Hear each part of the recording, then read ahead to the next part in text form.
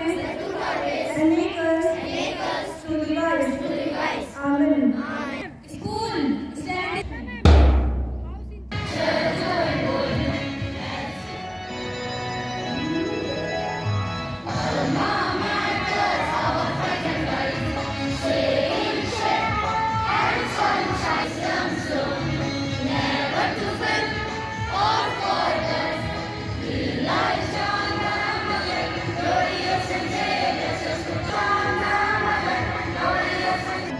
With this thought, I would like to call the activity for today. Present over here. Now today's thought.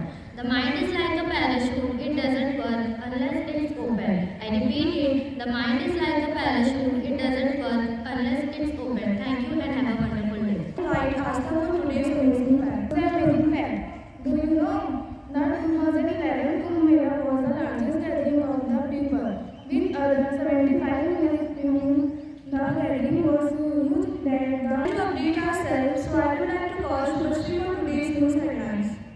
Everyone, today's news headlines are WHO COVID-19 cases rises for second straight week but death falls.